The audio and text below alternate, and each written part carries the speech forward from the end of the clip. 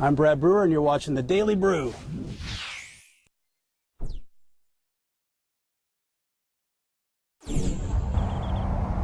Mike from Cleveland writes in, I'm having trouble with this 40 to 50 yard pitch shot.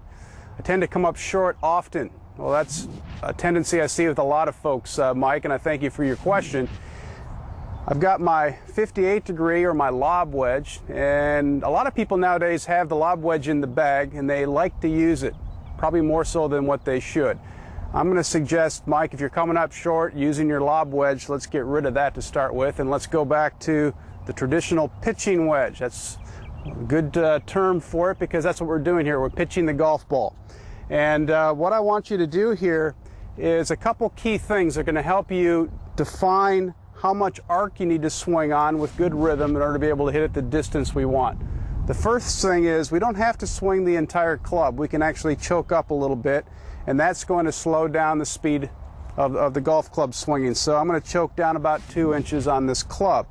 And as I do that, I'm going to tilt over and take my address position. You notice if I do that, the shaft angle is going to be a little more upright, and that's going to allow me to be able to have a more accurate type swing plane, because it's going to go, back and through a little bit more on a straighter line, and it's not going to have as much arc. So that's going to give me accuracy. The other thing it's going to do is going to slow the speed down, as I mentioned before.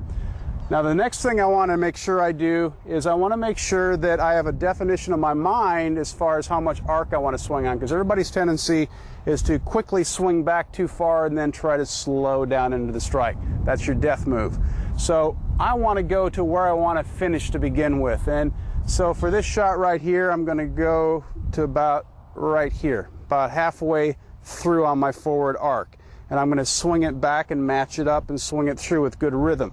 I'm going to rehearse this a couple, 3 times to give myself the feeling that I want to have to be able to swing through the ball to my finish over here on the forward side. So now I'm ready to go. I've got a good rehearsal. I'm going to set up, lean the shaft a little forward, my feet, hips, and shoulders a little bit left of the target to give me a good release going through, and here we go. And that allowed me to be able to execute on that distance and be able to make a nice solid strike, and I certainly got the ball to the hole that time. So you work on these basic fundamentals. Choke down on the shaft a little bit with a pitching wedge instead of your lob wedge.